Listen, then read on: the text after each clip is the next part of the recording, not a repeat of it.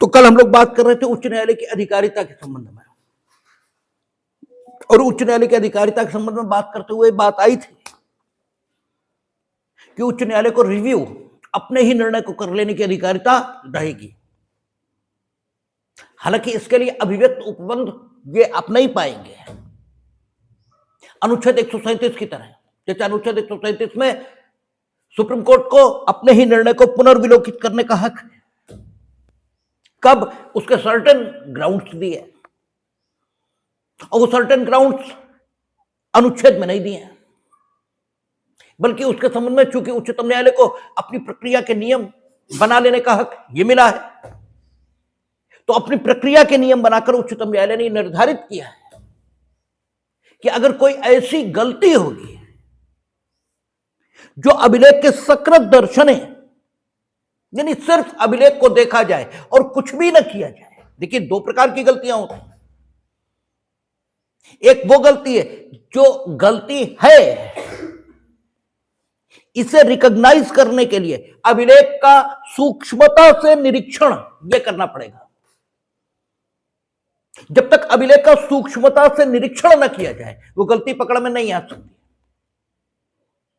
तो अगर ऐसी गलती है तो उसके लिए अपीलेट कोर्ट यहां जाना पड़ेगा, लेकिन वो क्योंकि वो ऐसी गलती नहीं है जो अभिलेख के सकृत दर्शने स्पष्ट है।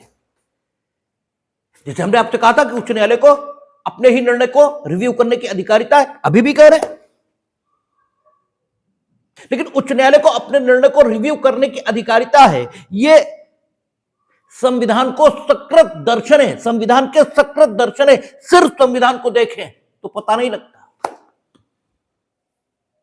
इसे जानने के लिए आपको संविधान के प्रावधानों का विश्लेषण यह करना पड़ेगा, और जब आप विश्लेषण करेंगे तो यह बात निकल कर आएगी। कैसे? अनुच्छेद 215 इसकी सहायता से। क्यों? अनुच्छेद 215 में उन्होंने उच्च न्यायालय को क्या? अभिलेख न्यायालय घोषित किया। और अभिलेख, हमने आपको पहले भी कहा कि शब्द का अपना एक अर्थ है। शब्द एक निश्चित संकल्पना का वाहक है। अगर कोई शब्द उच्चारित हुआ है तो वो निश्चित प्रकार की संकल्पना ये लोगों तक पहुंचाना चाहता है। संकल्पना का अर्थ है भाव, जो आपके मन में उठ रहा है, जो बात आप, जो अपना विचार दूसरों तक देना चाहते हैं। यद्यपि ये ठीक है कि भाषा असमर्थ है, भाषा उस संपूर्ण भाव को, उस संपूर्ण विचार को दूसरे तक पहुंचा ही नहीं सकती जो आपके मन में उठ रहा है, क्योंकि आप अधिकतम इतना कह सकते हैं कि अभिलेख या कोई भी शब्द अगर उच्चारित किया गया तो उसका एक अपना अर्थ है, लेकिन समझने वाला उस अर्थ को नहीं समझता। इसीलिए आप जो शब्द उपयोग किया करते हैं सामान्यतः वो क्या, कि अभिलेख जो कि शुद्ध है, जबकि अभिलेख कह दिया बात खत्म हो गई। अभिलेख का मतलब शुद्ध अभिलेख ही होता है। अभिलेख का अर्थ इससे अलग कुछ भी नहीं हो सकता। हमने आपसे कई बार कहा कि आदमी सिर्फ अच्छा ही हो सकता है, जो अच्छा नहीं है वो आदमी ही नहीं है, वो आदमी से कमतर है। और चूंकि आदमी इतना दुर्लभ हो गया कि आपने आदमी को कहने के लिए उससे पहले अच्छा शब्द लगाना शुरू कर दिया। इनफैक्ट तो आदमी और बुरा आदमी दो ही होते हैं। अच्छा आदमी नाम का कुछ होता ही नहीं, ठीक है। जिन्हें आप महापुरुष कहते हो वे सिर्फ आदमी हैं, ठीक है। लेकिन आदमियत इतनी दुर्लभ है कि अगर आदमी मिल गया तो आप इतने प्रसन्न होते हैं कि उसे कुछ विशेषताओं से, कुछ विशेषणों से नवाजते हैं और उसे महापुरुष ये नाम देते हैं। ऐसे ही अभिलेख, शुद्धता इतनी कम हो गई है कि आप दूसरे को ये विश्वास ही नहीं दिला सकते यदि सिर्फ अभिलेख कहें कि अभिलेख शुद्ध ही होता है, इसलिए आप अभिलेख के साथ, यानी रिकॉर्ड, अभिलेख को अंग्रेजी में क्या कहते हैं, रिकॉर्ड, उसकी शुद्धता का विश्वास ही नहीं दिला पाते जब तक उसके पहले प्योर या शुद्ध जैसे शब्द न लगा दें। लेकिन भाषा के दृष्टिकोण से देखेंगे तो अभिलेख का अर्थ सिर्फ शुद्ध अभिलेख ही हो सकता है। तो अगर उच्च न्यायालय अभिलेख न्यायालय है तो उसे अपने अभिलेखों को शुद्ध रखना होगा, क्योंकि अभिलेख अशुद्ध नहीं हो सकता। जो कुछ रखा जाएगा वो शुद्ध ही होना चाहिए। अशुद्धता को संरक्षण ये हमारी संस्कृति नहीं है, शुद्धता को संरक्षण ये हमारी संस्कृति है। इसलिए अगर अभिलेख न्यायालय उच्च न्यायालय है तो डेफिनेटली उसे अपने ही निर्णयों को रिव्यू कर लेने की ताकत रहेगी। क्योंकि अगर उसे दिख रहा है कि ऐसी गलती हमसे हो गई जो अभिलेख के सकृत दर्शने स्पष्ट है, केवल अभिलेख को देखो और दिखाई पड़ती है, और ऐसी दशा में भी वो अभिलेख को अशुद्ध रखना, ठीक है, रखे सिर्फ इसलिए कि हमें तो राइट टू रिव्यू है ही नहीं, तो ये बात कुछ जमती नहीं। अगर आपको अपने अभिलेख को सुरक्षित रखने की ताकत दी गई कोर्ट ऑफ रिकॉर्ड के तौर पर, इसका मतलब ही है कि आपको अपने अभिलेखों को शुद्ध रूप में रखने की ताकत दी गई है। इसका अर्थ ही सीधे ये निकलता है, इसके अलावा इसका कोई अर्थ हो ही नहीं सकता। और जब अभिलेखों को शुद्ध करने की ताकत दी गई तो अगर मानवीय त्रुटि से, मानवीय गलती से अभिलेख अशुद्ध स्वरूप में रखा है तो उसे अपने ही जजमेंट को रिव्यू करने की ताकत होनी ही चाहिए, अन्यथा वो अभिलेख न्यायालय के तौर पर ठीक प्रकार से काम कर ही नहीं पाएगा। और अभिलेख न्यायालय उसे स्वयं संविधान ने बनाया। इसके मतलब ये ठीक है कि प्रत्यक्षता अनुच्छेद 137 की तरह से उच्चतम न्यायालय को जैसे अपने ही निर्णय को पुनर्विलोकित करने की शक्ति दी गई, ठीक उस प्रकार से उच्च न्यायालय को यह शक्ति नहीं मिली। लेकिन इसके बाद भी उच्च न्यायालय को अपने निर्णय को पुनर्विलोकित करने की शक्ति नहीं है, ऐसा कहना ठीक नहीं होगा। और कानून की दुनिया में व्हाटएवर यू आर सेइंग, जो कुछ आप कह रहे हैं उसके पीछे अगर आप बेयर का आधार नहीं दिखा सकते तो आपकी बात कोरी लफ्फाजी है, इसके अलावा कुछ नहीं। हालांकि कानून की दुनिया से जुड़े हुए अधिकतर लोगों से आप पूछोगे उच्च न्यायालय को अपने निर्णय को पुनर्विलोकित करने की शक्ति है, तो उनका उत्तर भी हां होगा, ये सही है। लेकिन वो हां बड़ी कमजोर होगी, वो हां शक्तिशाली नहीं होगी। शक्तिशाली हां उसकी होती है जो पहले नकारता है, जिसमें यह कहने की हिम्मत है कि तुम बताओ जैसा तुम कहते हो वैसा है भी या नहीं, उसका प्रमाण दो, और जब तक तुम नहीं दोगे तब तक हम मानेंगे नहीं। उसकी हां शक्तिशाली होती है।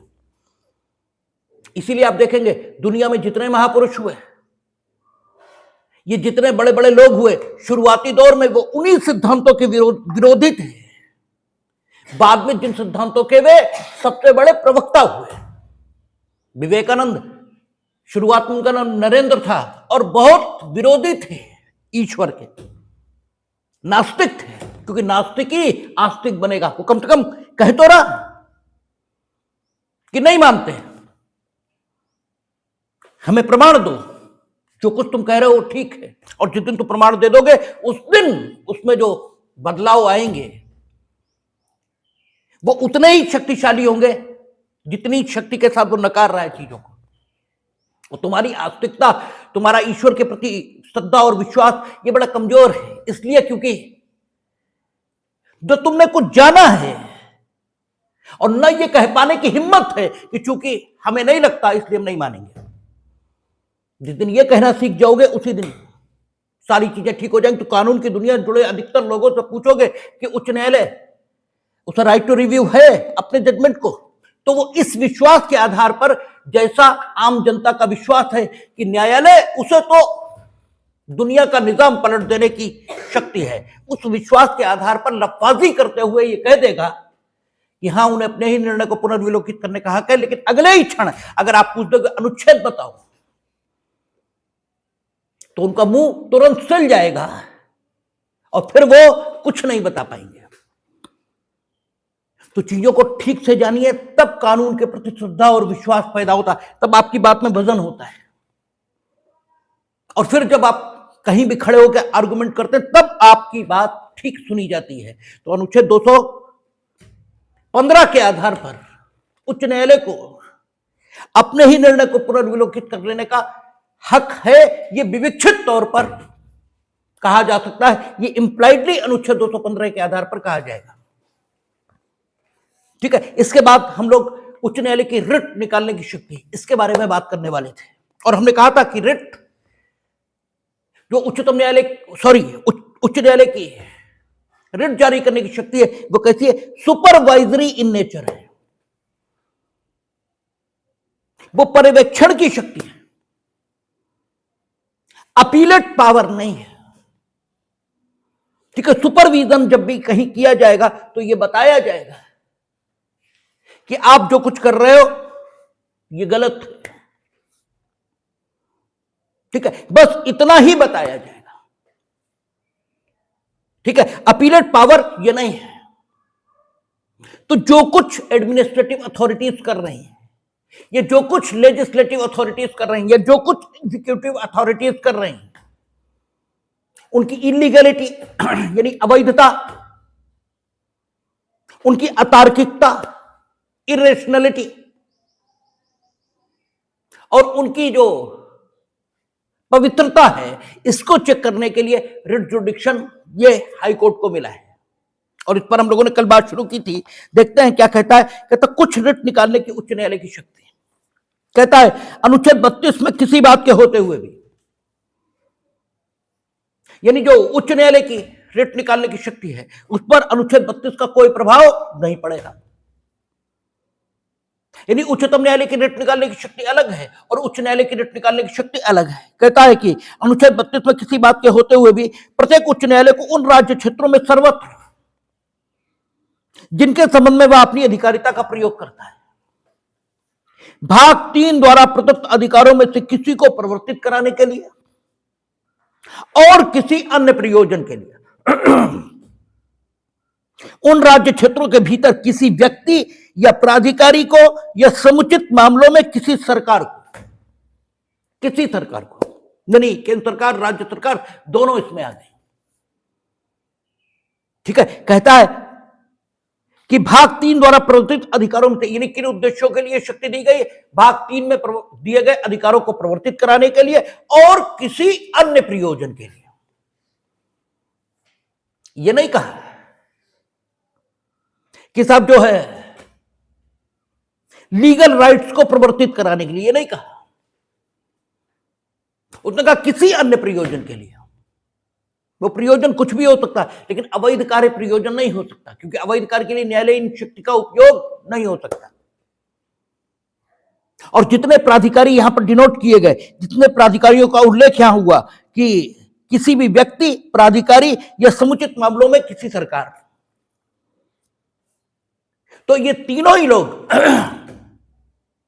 अगर न्यायालय के द्वारा कुछ भी करने को आदेशित किए जाएंगे तो वो विधि सम्मत होगा ही होगा, क्योंकि न्यायालय अविधि सम्मत को करने का आदेश या निर्देश किसी को दे ही नहीं सकता। इसलिए यह कह दिया जाता है कि उन्हें मूल अधिकार और किसी अन्य विधिक अधिकार को प्रवर्तित कराने के लिए वे सब शक्तियां प्राप्त हैं जो उच्चतम न्यायालय को सिर्फ और सिर्फ मूल अधिकारों को प्रवर्तित कराने के लिए प्राप्त हैं अनुच्छेद 32 के अंतर्गत। इनकी अधिकारिता बड़ी दिखाई देती है उच्चतम न्यायालय से इस पॉइंट ऑफ व्यू पर।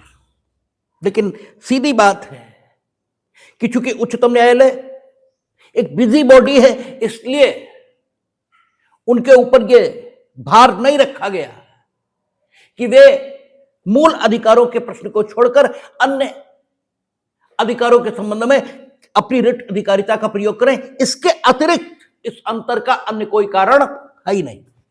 तो कहता है कि किसी अन्य प्रयोजन के लिए उन राज्य क्षेत्रों के भीतर किसी व्यक्ति या प्राधिकारी को या समुचित मामलों में किसी सरकार को ऐसे निर्देश, आदेश या रिट जिनके अंतर्गत बंदी, प्रत्यक्षीकरण, परमादेश, प्रतिषेध, अधिकार परीक्षा और उत्प्रेषण रिट हैं, या उनमें से कोई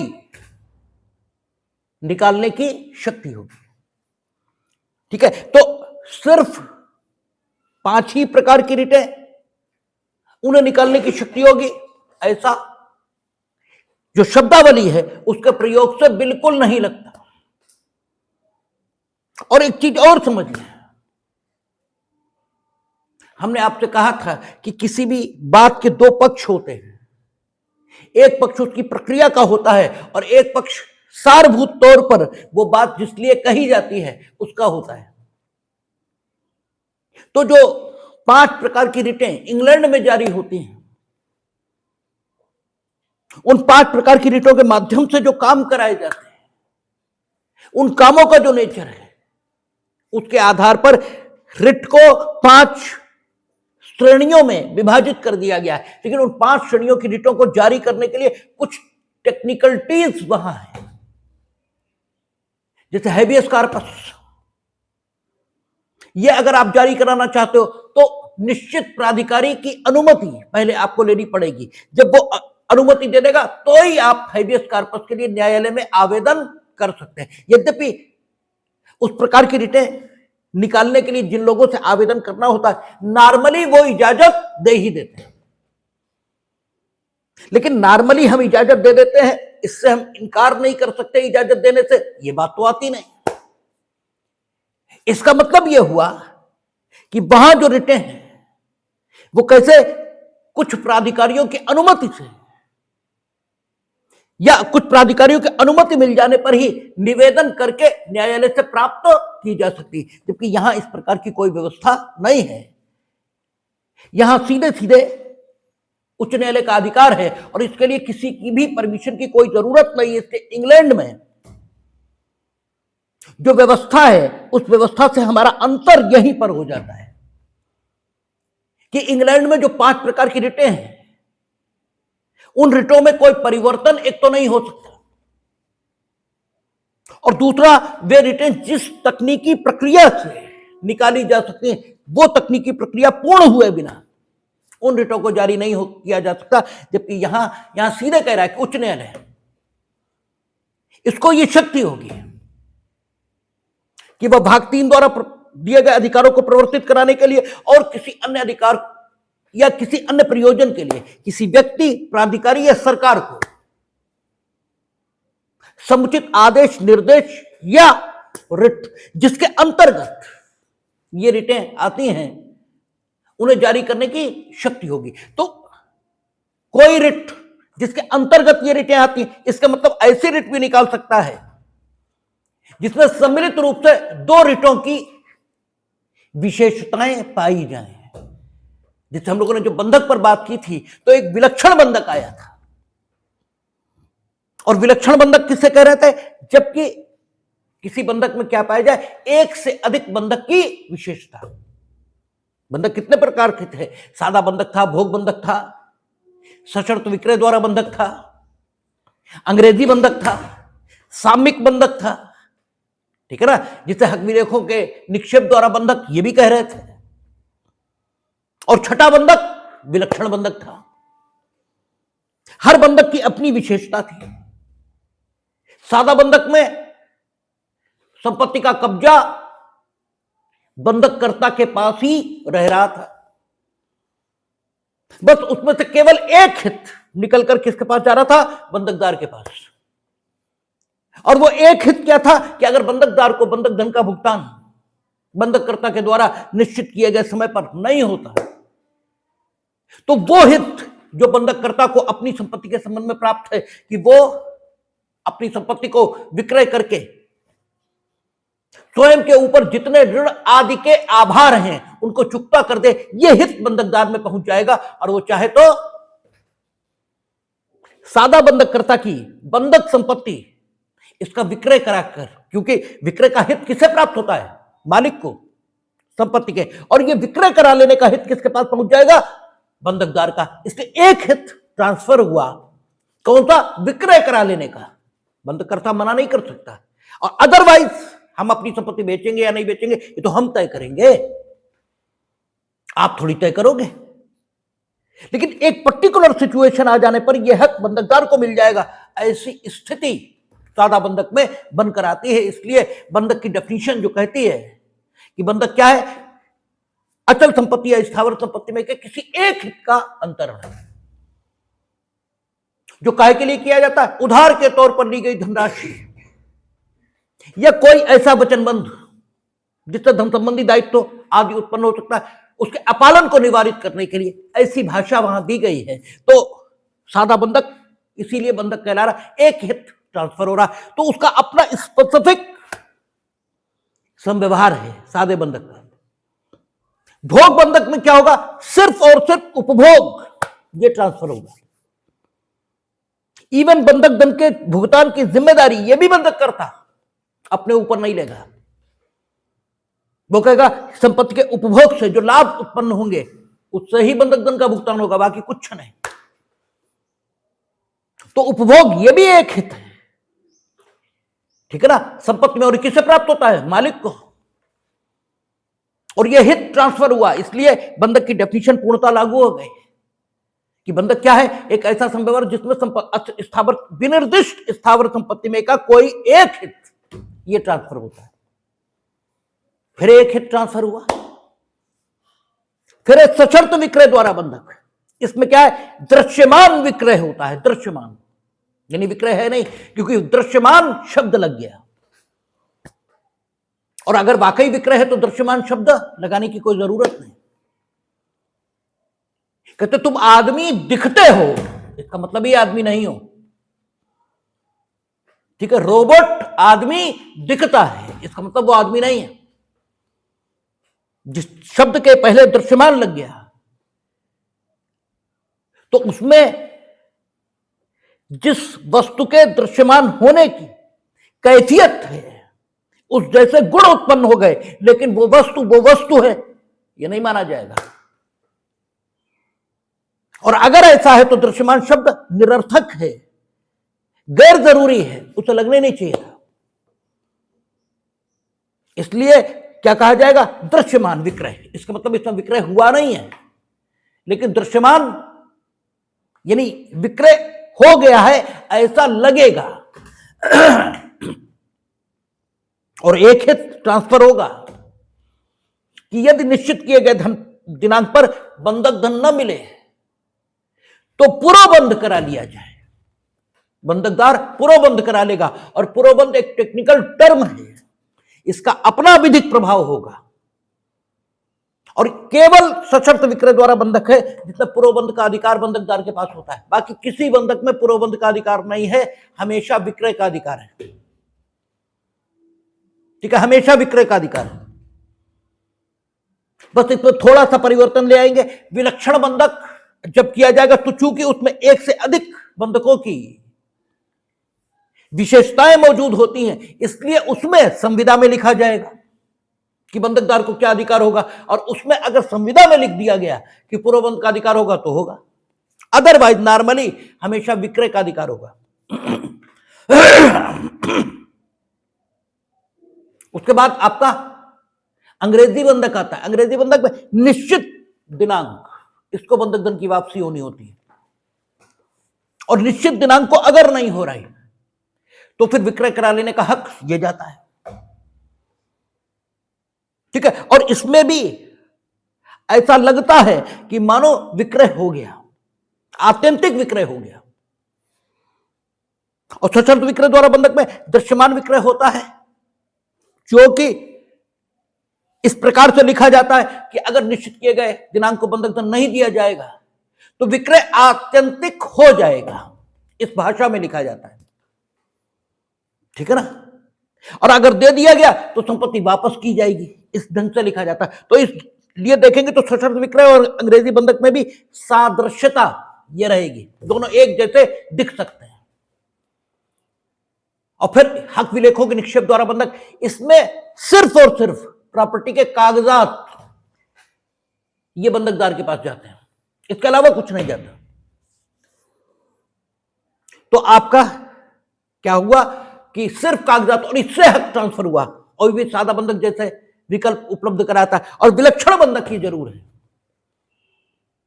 जिसमें एक से अधिक बंधकों की विशेषताएं मौजूद हो सकती, एक से अधिक यानी 6 की मौजूद हो, यह भी हो सकता, 2 की मौजूद हो, यह भी हो सकता, 3 की हो सकती। यही शब्द यहां आया, रिट, जिसके अंतर्गत ये रिटें आती हैं। इंग्लैंड में क्या होगा, स्पेसिफिक वही रिट जारी होगी। यहां रिट ऐसी भी हो सकती है जिसमें 2 की विशेषताएं पाई जाए। ये ऐसी रिट भी हो सकती है जो 5 प्रकार की रिटों के अंतर्गत आती ही ना हो। ठीक है ना, 5 प्रकार की रिटों के अंतर्गत नहीं आ रही, फिर भी रिट है, क्योंकि कहता है रिट जिसके अंतर्गत ये 5 प्रकार की रिटें आती हैं, वो 5 भी जारी कर सकता है, और without those technicalities which are associated with writs in England, without those technicalities वो 5 प्रकार की रिटें जारी कर सकते हैं। लेकिन एक से अधिक विशेषताओं से युक्त रिट और ऐसे रिट जिसमें ये 5 विशेषताएं ना हो, ये भी जारी की जा सकती है, क्योंकि शब्दावली इसी प्रकार की है। और सिर्फ रिट जारी करने की शक्ति नहीं है, बल्कि कोई आदेश, कोई निर्देश और रिट जिसके अंतर्गत ये 5 प्रकार की रिटें आती हैं, इन्हें निकालने की शक्ति होगी। इस प्रकार की बात उन्होंने कही है। अब अगला, ठीक है, पावर दे दी गई, ये कह दिया गया कि सब रिटें निकालने की शक्ति होगी, लेकिन क्या संपूर्ण देश में होगी, क्योंकि संपूर्ण देश में तो क्षेत्राधिकार यही नहीं है उच्च न्यायालय। इसलिए ऊपर उन्होंने यह बता दिया कि उन राज्य क्षेत्रों के भीतर, ठीक है, जिनमें वह अपनी अधिकारिता का प्रयोग करता है, उसके बाहर नहीं। लेकिन अगर कोई काम, कोई प्राधिकारी बाहर बैठकर, जैसे केंद्र सरकार उसकी अधिकारिता में काम करे, यह संभव है, और उसकी अधिकारिता के भीतर आए बिना करे, यह भी संभव है। यानी केंद्र सरकार का काम है जो उच्च न्यायालय की अधिकारिता में रह रहे व्यक्ति को प्रभावित कर रहा है। केंद्र सरकार तो दिल्ली में उसका मुख्यालय है, वो तो दिल्ली से आदेश जारी करेंगे, और उसका प्रभाव पूरे देश में निवास कर रहे किसी भी व्यक्ति पर होगा। तो अगर इस शब्दावली को इस प्रकार समझ लिया जाएगा कि उन राज्य क्षेत्रों के भीतर स्थित व्यक्तियों को, ठीक है, जो ऐसे सरकार या प्राधिकारी से या व्यक्ति के कार्यों से या आदेशों से प्रभावित है, जो उन्हीं के राज्य क्षेत्र में निवास कर रहा है, तो रिट जुरिडिक्शन थोड़ा सीमित हो जाएगा। ठीक है ना, क्योंकि किसी भी अधिकारिता में रह रहे व्यक्ति को उस व्यक्ति द्वारा भी प्रभावित किया जा सकता है, ठीक है, अपने कार्यों से, जो कि उस राज्य अधिकारिता के भीतर नहीं रह रहा। लेकिन इस व्यक्ति को जो अधिकारिता के भीतर रह रहा है, संरक्षण देना ये न्यायालय का काम है। इसलिए सबसेक्शन 2 को एक बार देख लेते हैं, फिर बात करते हैं। कहता किसी सरकार, प्राधिकारी या व्यक्ति को निर्देश, आदेश या रिट निकालने की खंड 1 द्वारा प्रदत्त शक्ति का प्रयोग उन राज्य क्षेत्रों के संबंध में जिसके भीतर ऐसी शक्ति के प्रयोग के लिए बाध हेतु पूर्णता या भागता उत्पन्न होता है, अधिकारिता का प्रयोग करने वाले किसी उच्च न्यायालय द्वारा भी इस बात के होते हुए भी किया जा सकेगा कि ऐसी सरकार या प्राधिकारी का स्थान या ऐसे व्यक्ति का निवास स्थान उन राज्य क्षेत्रों के भीतर नहीं है। ये जो स्थिति आई, इसको क्योर करने के लिए ही सबसेक्शन 2 बनाया गया। अब 1 और 2 का जो कम्युलेटिव इफेक्ट आया, जो सम्मिलित प्रभाव आया है 1 और 2 का, वो 1 और 2 का सम्मिलित प्रभाव यह है कि उच्च न्यायालय को अपनी अधिकारिता के भीतर निवास कर रहे व्यक्ति या प्रभावित व्यक्ति, यानी जो व्यक्ति भाग 3 द्वारा दिए गए अधिकारों के उल्लंघन से व्यथित है या किसी अन्य कारण से उच्च न्यायालय की रिट संबंधी अधिकारिता का संरक्षण ये चाहता है, वो व्यक्ति अगर उच्च न्यायालय की अधिकारिता में स्थित है, ठीक है, तो उच्च न्यायालय अपनी रिट अधिकारिता का प्रयोग कर ही सकता है।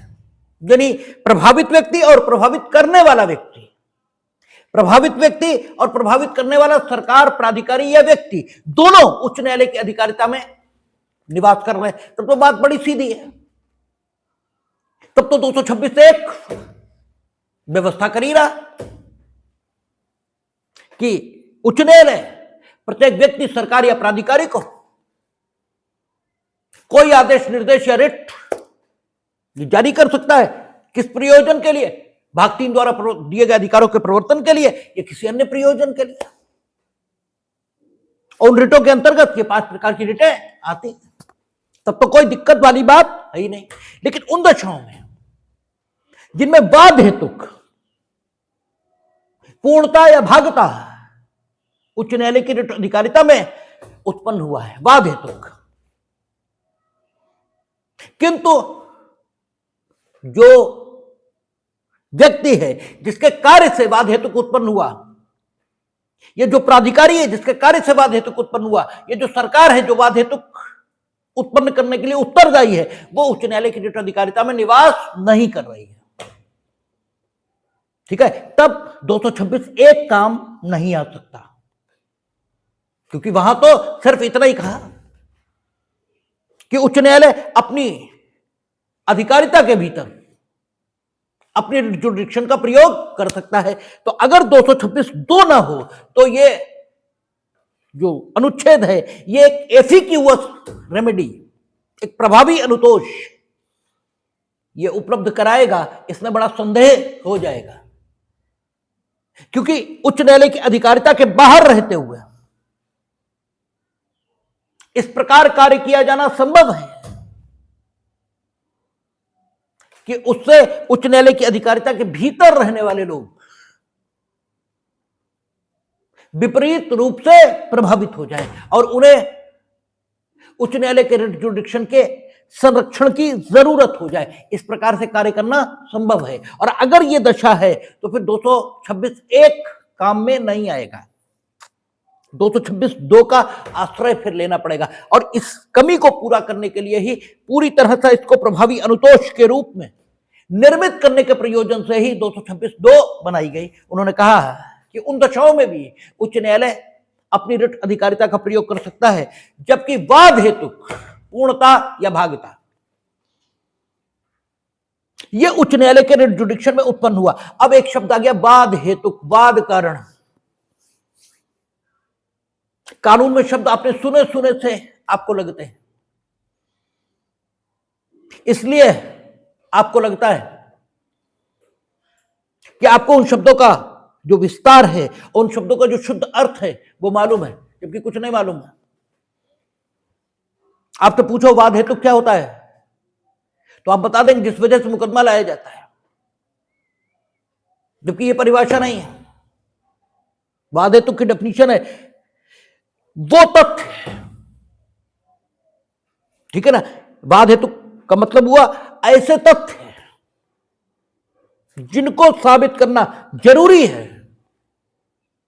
अगर आप अपने द्वारा लाए गए मुकदमे में सफलता अर्जित करना चाहते हैं, अगर आप अपने द्वारा लाए गए मुकदमे में सफलता अर्जित करना चाहते हैं तो जिन तथ्यों को साबित करना जरूरी है आपके लिए, उन तथ्यों के एकीकृत स्वरूप को वाद हेतुक कहा जाता है, ठीक है ना। वे तथ्य संवेत रूप से वाद हेतुक कहलाते हैं और वे तथ्य अगर न्यायालय की अधिकारिता की स्थानीय सीमाओं में उत्पन्न हुए हैं पूर्ण रूप से या भाग रूप से,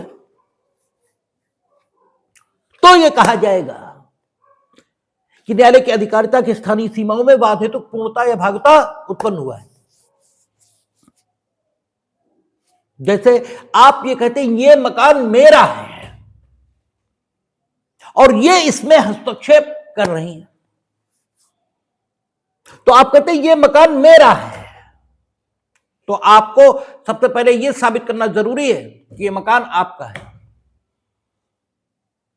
ठीक है। आप इसके स्वामी हो, सबसे पहले यह साबित करना जरूरी है, क्योंकि आपने दावा कर दिया यह मकान मेरा है। आपने ये नहीं कहा हम इसके किराएदार हैं, किराएदार है तो उपभोग का अधिकार साबित करना पड़ेगा, आपने ये नहीं कहा कि बंधकदार हैं, ठीक है ना। एक संपत्ति में हित रखने वाले लोग स्वामी के अतिरिक्त भी हो सकते हैं, वो पट्टेदार हो सकते हैं, वो बंधकदार हो सकते हैं, ठीक है ना। उन्हें अनुयोज्य दावा उसमें प्राप्त हो सकता है, कुछ भी हो सकता है, ठीक है ना। लेकिन आपने कहा कि हम इसके स्वामी हैं। अब स्वामी है तो स्वामित्व का कोई प्रमाण आपके पास होगा, तो आपको अपने स्वामित्व को साबित करना होगा। और स्वामित्व साबित करने से काम नहीं चलेगा, क्योंकि आप किसी संपत्ति के स्वामी हो तो भी हमें आपकी संपत्ति में दखलंदाजी का अधिकार हो सकता है। हम उसके पट्टेदार हैं। भाई तुम स्वामी हो तो रहो, किसने मना किया?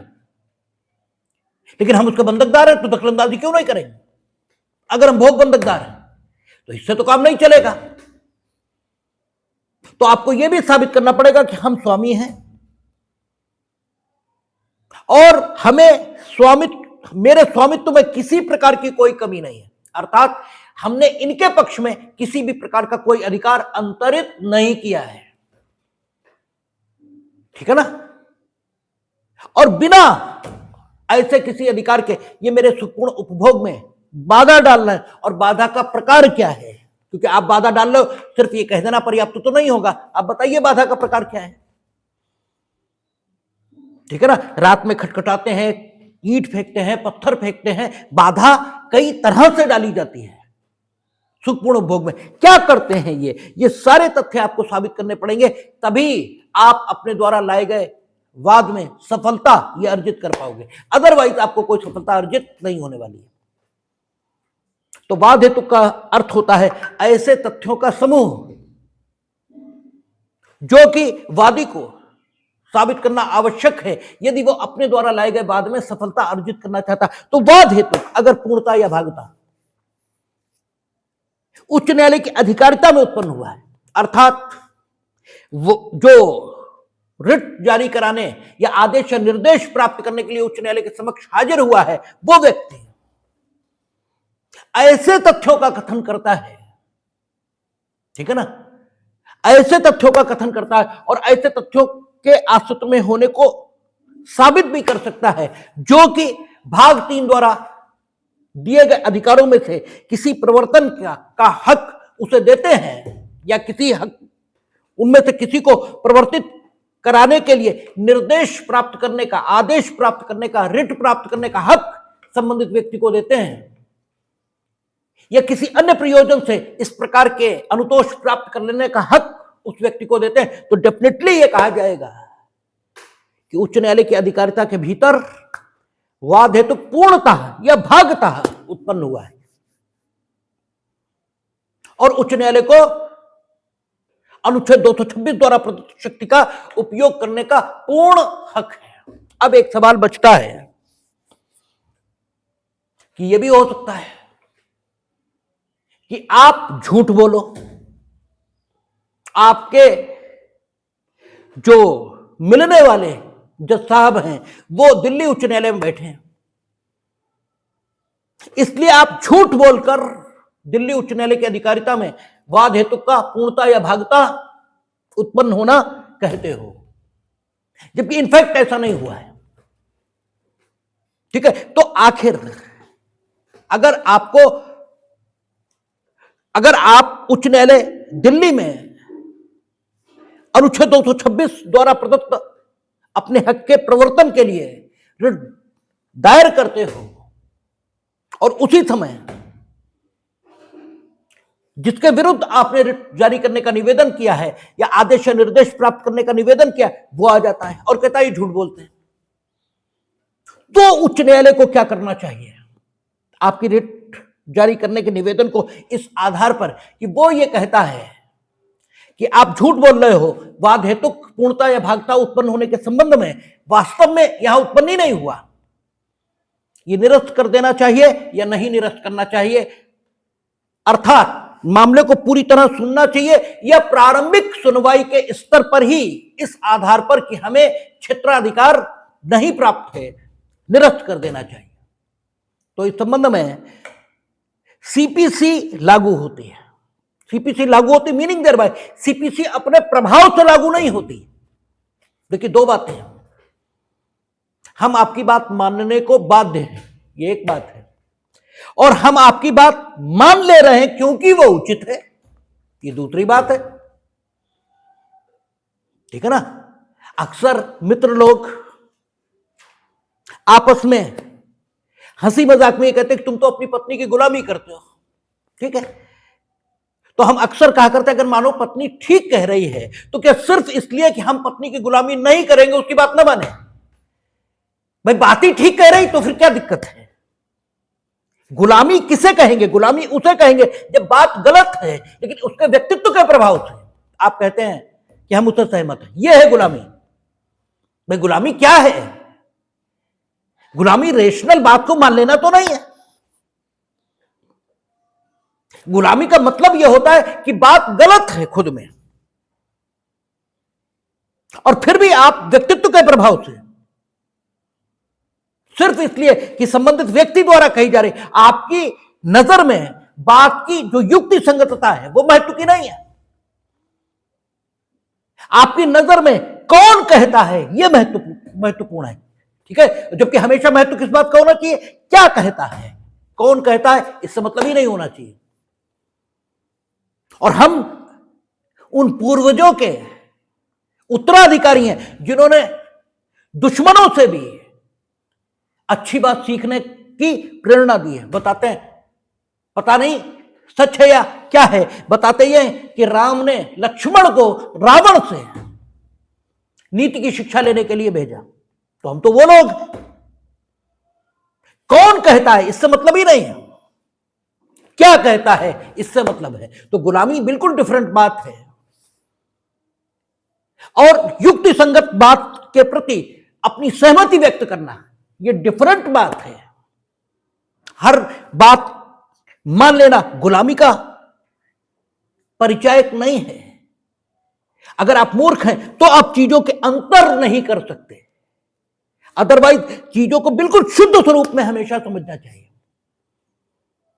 तो सीधी सी बात है कि बात तार्किक है, बात ठीक है तो क्यों नहीं मानेंगे। तो सवाल यह है कि अब अगर आप ये कह रहे हो कि उच्च न्यायालय अधिकार संपन्न ही नहीं है, तो उसे प्रारंभिक सुनवाई के स्तर पर ही इस मामले को निरस्त करना चाहिए या नहीं? तो यह बात सीपीसी के हिसाब से निर्धारित होगी। सीपीसी के हिसाब से निर्धारित होगी, यह न्यायालय की इच्छा से निर्धारित होगी। न्यायालय कौन सा? उच्च न्यायालय। बाध्य नहीं है वो सीपीसी को मानने को, लेकिन इस संबंध में सीपीसी के अंतर्गत जो सिद्धांत विकसित हुए हैं वे इतने ठीक और अच्छे हैं कि उन्हें मान लेने में कोई बुराई नहीं है। जैसे नॉर्मली जब रिट जुडिक्शन का प्रयोग करेगा उच्च न्यायालय, तो वो तथ्य संबंधी प्रश्नों का निर्धारण नहीं करेगा क्योंकि ये अपीलेट जुडिक्शन नहीं है। ठीक है, तथ्य संबंधी प्रश्नों का निर्धारण अपीलेट जुडिक्शन में होता है क्योंकि तथ्य संबंधी प्रश्नों के निर्धारण के लिए साक्ष्य की जरूरत है, और रिट जुडिक्शन में साक्ष्य नहीं आता, साक्ष्य ट्रायल कोर्ट में आता है। सामान्यतः रिट जुडिक्शन का प्रयोग जो ये सारे उसके अंतर्गत डिक्लेरेटरी रिलीफ, घोषणात्मक, ठीक है, जो अनुतोष है, जो अनुच्छेद 34 के अंतर्गत दिया जाता है, वो नहीं दिया जा सकता क्योंकि उसके लिए साक्ष्य की जरूरत है। लेकिन डिक्लेरेटरी रिलीफ देता है उच्च न्यायालय। आपने देखा था नारायण दत्त तिवारी के बेटे को डिक्लेरेटरी रिलीफ दी थी कि यस ये नारायण दत्त तिवारी का बेटा है। ठीक है ना, जबकि वो सिविल सूट आना चाहिए था उसके लिए। ठीक है, तो उच्च न्यायालय सीपीसी के अंतर्गत विकसित सिद्धांतों को इस संबंध में कि वाद कारण पूर्णता या भागता उसकी अधिकारिता में उत्पन्न हुआ या नहीं मान लेता है, मानने को बाध्य नहीं है। मान इसलिए लेता है क्योंकि युक्ति संगत है वो बात। अगर कहीं ठीक विकास हुआ है तो सिर्फ इसलिए कि हम बड़े हैं इसलिए नहीं मानेंगे, ये कौन सी बात हुई भाई? इस प्रकार की मूर्खता तो हम ही लोग कर सकते हैं, न्यायालयों से ये अपेक्षित नहीं है। इसलिए इस संबंध में वो प्रिंसिपल्स लागू होते हैं जो सीपीसी में विकसित हुआ। और सीपीसी में क्या विकसित हुआ है कि अगर अधिकारिता का सवाल उठ रहा है, यह कहा जा रहा है कि न्यायालय को वाद श्रवण की स्थानीय अधिकारिता इसलिए प्राप्त नहीं है क्योंकि मुकदमा जिन तथ्यों के आधार पर निर्मित हुआ, अर्थात वादकरण जिन तथ्यों को ठीक है अपने में समाहित करता है, वे वादकरण पूर्णता या भागता न्यायालय की अधिकारिता की स्थानीय सीमाओं में उत्पन्न नहीं हुए, ऐसा अगर तर्क है तो यह बात प्रतिवादी के कथनों के आधार पर नहीं, वादी द्वारा प्रस्तुत किए गए वाद पत्र के आधार पर निर्धारित की जाएगी। यानी इस संबंध में प्राइमरीली आप ही की बात मानी जाएगी। आप कहेंगे कि साहब आपके जुडिक्शन में वाद कारण पूर्णता या भागता उत्पन्न हुआ, उच्च न्यायालय मानेगा कि यस मेरे जुडिक्शन में उत्पन्न हुआ, ठीक है ना।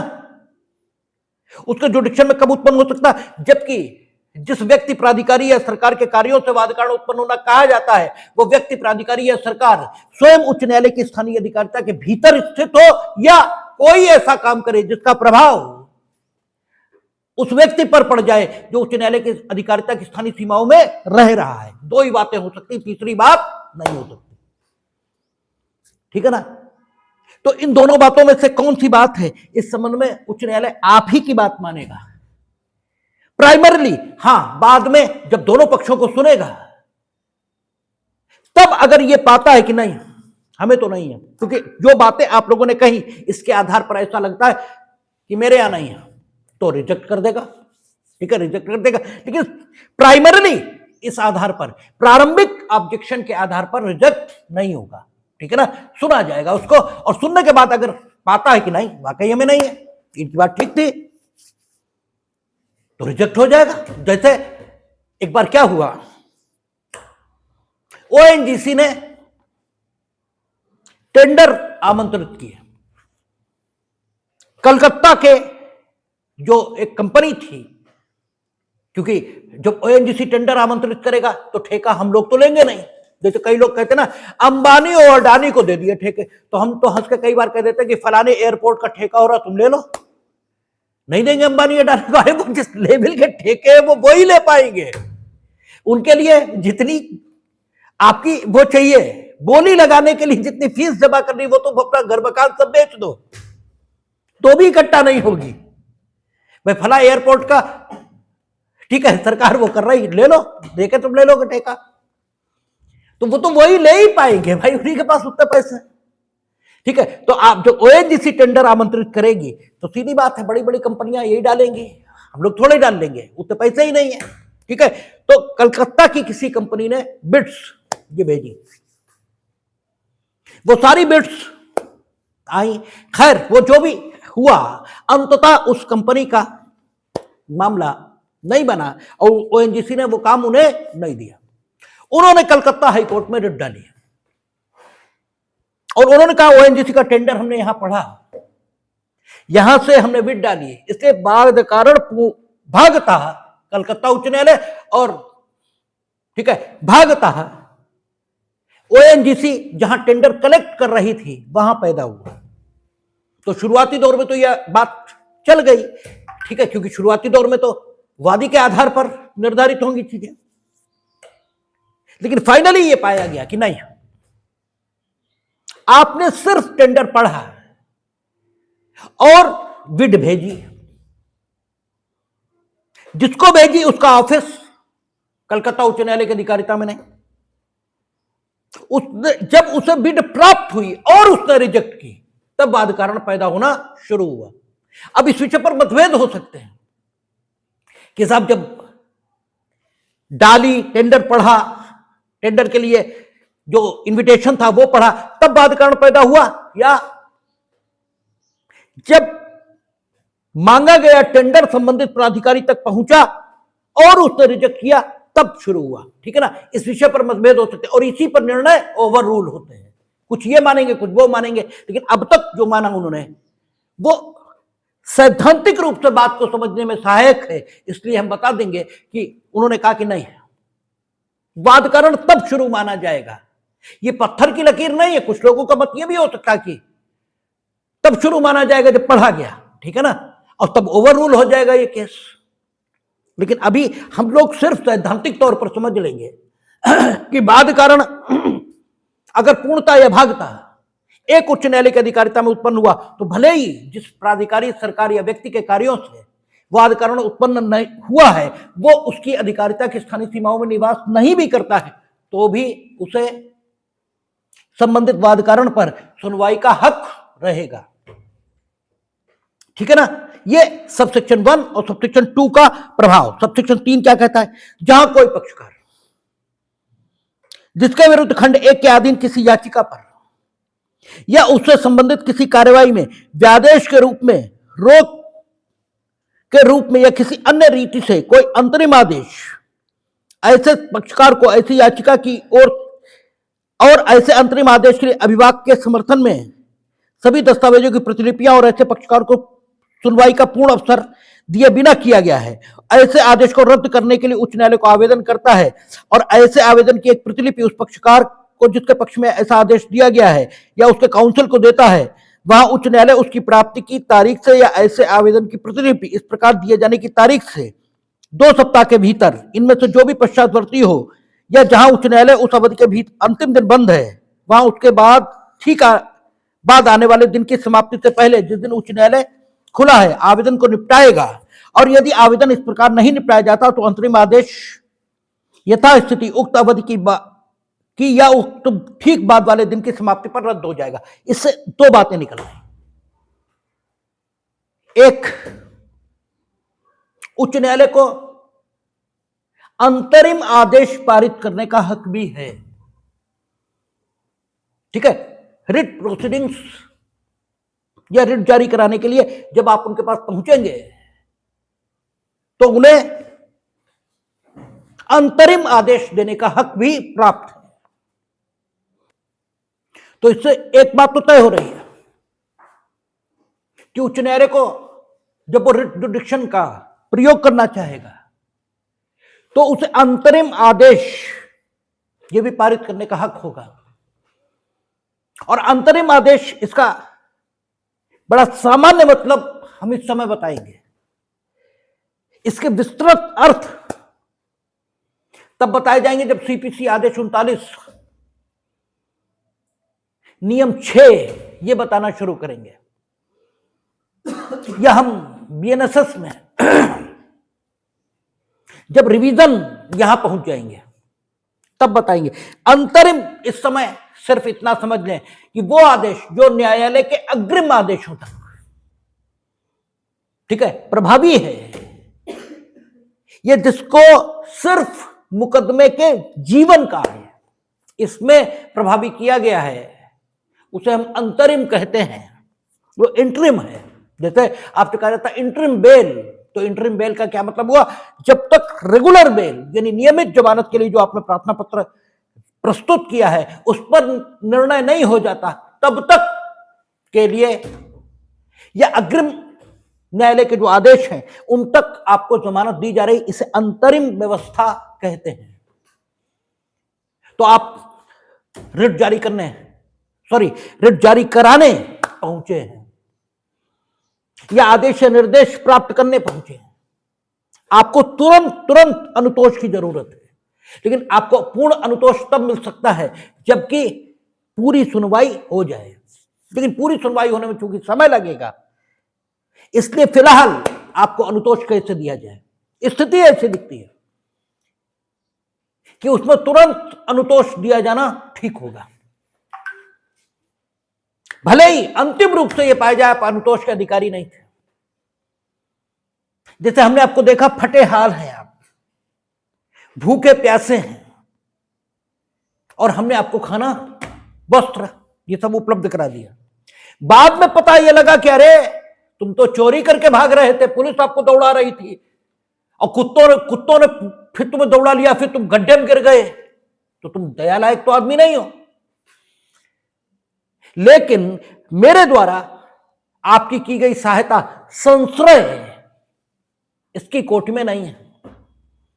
हमने शुद्ध मानवीय सहायता आपको उपलब्ध कराई है। संश्रय का अर्थ क्या होता है? ऐसी सहायता देना व्यक्ति को जो उसके उद्देश्य की पूर्ति में सहायक है, उसको भोजन, वस्त्र, रहने की सुविधा, आने जाने के साधन ये उपलब्ध कराना है। ये हमने उपलब्ध कराए हैं, लेकिन हमने आपकी दीन दशा से द्रवित होकर उपलब्ध कराए, जबकि नहीं कराने चाहिए थे। अगर हमें वास्तविकता पता होती नहीं कराते। ऐसे ही आप जब अनुतोष के लिए गए हैं तो हो सकता है आपकी दशा ऐसी हो कि न्यायालय को यह लगे कि भाई जब हम सुनवाई शुरू करें तो दोनों स्थितियां हो सकती हैं। आप जिस उद्देश्य के लिए रिट जारी कराने आए उसके लिए वाकई अधिकारी भी आप हो सकते हैं, और यह भी हो सकता है कि अंतिम रूप से हम ये पाए हैं कि आप उसके लिए अधिकारी नहीं हो। दोनों बातें हो सकती हैं। लेकिन इस पॉइंट पर, इस मोमेंट पर हम ये कैसे तय करें कि आप अधिकारी हो या नहीं हो, और आपकी दशा दीन है। तो अगर आप अधिकारी हो और हमने आपको अंतरिम संरक्षण नहीं दिया फाइनल आदेश तक, तो आपके साथ वाकई घोर अन्याय होगा, घोर अन्याय होगा। ठीक है ना? और अगर हमने अंतरिम संरक्षण आपको दे दिया और आप अधिकारी नहीं हैं, तो दूसरे के साथ घोर अन्याय होगा। इन दोनों बातों के बीच समन्वय खूबसूरत यहां दिखता है, और यह ईयरिंग की भावना के अनुकूल है। ईयरिंग क्या कहता है? कानून विरोधी हितों के समन्वय का नाम है, संतुलन का नाम। यहां विरोधी हितों का संतुलन बिठाया गया है। क्या कहा उन्होंने कि अगर रिट आदेश या निर्देश के लिए कोई व्यक्ति आया है तो उसे अंतरिम अनुतोष दिया जा सकता है, अंतरिम आदेश उसके पक्ष में दिया जा सकता है। यह अलग से लिखने की जरूरत इसलिए आई क्योंकि यहां उस समय सीमा का उल्लेख हुआ है जिस समय सीमा तक ऐसा अंतरिम आदेश प्रभावी रह सकता है। इस सबसेक्शन 3 को अलग से बनाने की जरूरत यही इसीलिए है, अन्यथा मामला सबसेक्शन 1 में ही खत्म है। कहता कोई आदेश, कोई निर्देश, तो कोई आदेश में तो अंतरिम आदेश आ गया ना। कोई आदेश का मतलब तो कोई आदेश होता है, उसे अंतिम या अंतरिम इस प्रकार विभाजित करना यह आवश्यक तो नहीं है। जब हमने कह दिया कोई आदेश मतलब कोई आदेश, लेकिन सबसेक्शन 3 बनाने की जरूरत इसलिए आई है क्योंकि समन्वय यह बिठाना है किसके बीच? विरोधी हितों के बीच। उसने कहा ठीक है, अगर आप मांगने आए आदेश, रिट, निर्देश, तो अंतरिम आदेश दिया जा सकेगा, किंतु उसका जीवन कितना होगा? तो कहता है अगर अंतरिम आदेश किसी पक्षकार के विरुद्ध, ठीक है, ऐसे पक्षकार को ऐसी याचिका की को और ऐसे अंतरिम आदेश के लिए अभिभाषक के समर्थन में सभी दस्तावेज और प्रतिलिपियां और ऐसे पक्षकार को सुनवाई का अवसर दिए बिना किया गया है। यानी सबसेक्शन 3 तब प्रवर्तन में आएगा जब दूसरे पक्ष को सुने बिना अंतरिम आदेश दिया गया है। दूसरे पक्ष को नहीं सुना, आपकी दीन दशा इसी को देखकर अंतरिम आदेश आपको दे दिया गया, दूसरे पक्षकार को नहीं सुना गया। तो जिस दिन उसे ये प्रतिलिपियां आप देंगे, ठीक है ना, रिट के साथ जो भी कागजात आपने लगाए हैं उनकी प्रतिलिपियां जिस दिन आप देंगे उससे 2 सप्ताह के भीतर इस अंतरिम आदेश पर फाइनल सुनवाई आपको करनी पड़ेगी, क्योंकि अभी आपने अंतरिम दिया है, यानी अगली तिथि तक प्रभावी किया है। ठीक है ना? अब आप फाइनल सुनवाई करेंगे।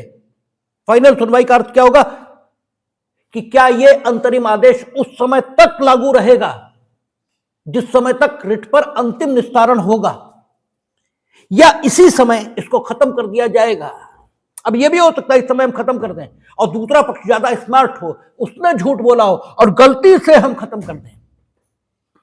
ठीक है ना? वास्तव में आप अंतरिम अनुतोष के हकदार थे, लेकिन आप अपनी बात ठीक से नहीं कह पाए, इसलिए हमने खत्म कर दिया, और फाइनली हम ये पाए नहीं तुम्ही को मिलना चाहिए था अनुतोष। ये भी हो सकता है, लेकिन भाई अगर आप अपनी बात ठीक से नहीं कह पाएंगे तो इसके कॉन्सिक्वेंसेस आप ही तो भुगतेंगे। जो मानवीय निजाम है उसमें इतनी कमी तो रहेगी ही। ठीक है ना? ये ईश्वरीय निजाम नहीं है, क्योंकि ईश्वरीय निजाम में ईश्वर तो सब कुछ देख सकता है, हम तो नहीं देख सकते। तो मानवीय निजाम में इतनी कमी होगी। इसलिए कहता है कि अगर अंतरिम आदेश दूसरे पक्ष को बिना सुने दिया गया है तो जिस दिन आप उसे ये सारी प्रतिलिपियां और सुनवाई के लिए जो आवश्यक कागजात हैं ये उपलब्ध कराएंगे, उससे ठीक 15 दिन की अवधि, 2 सप्ताह लिखा है ना, ठीक है, तो 2 सप्ताह, 1 सप्ताह 14 दिन का मानते हैं तो ये नहीं, वो 7 दिन का मानते हैं तो 14 दिन हो गए। इसके भीतर इस पर अंतिम निस्तारण किया जाएगा, और अंतिम निस्तारण का अर्थ यह है कि यह अंतरिम आदेश क्या तब तक प्रभावी रहेगा जब तक रिट पर फाइनल ऑर्डर नहीं आ जाता, या आपके समावेदन पर फाइनल आदेश या निर्देश नहीं आ जाता, तब तक प्रभावी रहेगा, या इसी क्षण समाप्त होगा। फाइनल आदेश कुछ भी हो, और अगर 2 सप्ताह के समाप्त होने का जो दिन है वो उस दिन न्यायालय बंद है, तो जिस दिन खुलेगा, ठीक है, तो जिस दिन खुलेगा, तो ये सब सेक्शन 3 को सिर्फ हितों में संतुलन बिठाने के लिए ही जोड़ा गया है, ठीक है ना। तो 226, अच्छा, फिर आपका 226(4) कहता है इस अनुच्छेद द्वारा उच्च न्यायालय को प्रदत्त शक्ति से अनुच्छेद 32 के खंड 2 द्वारा उच्चतम न्यायालय को प्रदत्त शक्ति का अल्पीकरण नहीं होगा। ये क्लियर उसने किया, ठीक है ना। क्लियर करना जरूरी इसलिए है कि ठीक है, उन्होंने ऊपर लिख दिया कि अनुच्छेद 32 में किसी बात के होते हुए, इसका मतलब तो ये हुआ कि अनुच्छेद 32 अलग हो गया, और ये अनुच्छेद किसके लिए, उच्च न्यायालय के लिए शक्ति प्रदाता हो गया, ठीक है ना। लेकिन यहां उन्होंने कह दिया कि अन्य लोगों को अन्य प्रयोजनों से भी, ठीक है ना, भाग 3 द्वारा दिए गए अधिकारों को प्रवर्तित कराने के लिए और अन्य प्रयोजनों के लिए भी, और उच्चतम न्यायालय को भी अन्य प्रयोजनों के लिए 136 की शक्ति है, आदि आदि। तो बात कंप्लीट तब होगी जब यह भी लिखा जाए सबसेक्शन 4 में कि इसके कारण उच्चतम न्यायालय की शक्ति अल्पीकृत हो गई है, ये नहीं समझा जाएगा। और सबसेक्शन 4 इसको भी क्लियर कर रहा है कि उच्च न्यायालय उनका सबऑर्डिनेट नहीं है, दोनों अलग अलग हैं, दोनों अलग अलग हैं। इसीलिए उन्होंने क्लियर किया कि उनकी शक्ति भी अल्पीकृत नहीं होगी, और उन्हें अगर अनुच्छेद 32 में कोई अधिकारिता है तो इनकी शक्ति भी अल्पीकृत नहीं होगी। दोनों को समान शक्तियां हम दे रहे हैं, एक विषय पर और एक को अतिरिक्त शक्तियां दे रहे हैं। एक विषय पर वो अतिरिक्त शक्तियां इसलिए नहीं कि जुडिशियल हायरार्की में इन्हें ऊपर ले जाना है, बल्कि इसलिए कि ये स्थानीय जरूरतों को अधिक अच्छी तरह समझ सकते हैं और इनके पास स्थानीय जरूरतों के मुताबिक आदेश पारित करने का अधिक समय होगा, इसलिए। ठीक है, तो 226(4) इस बात का भी सबूत है कि ये दोनों न्यायालय परस्पर स्वतंत्र हैं और कोई किसी का अधीनस्थ नहीं है। 227 पर कल बात करेंगे, और फिर 226, 227 का अंतर, 226 और 136 का अंतर, 226 और 32 का अंतर, इन सब चीजों पर कल बात करेंगे, देखेंगे।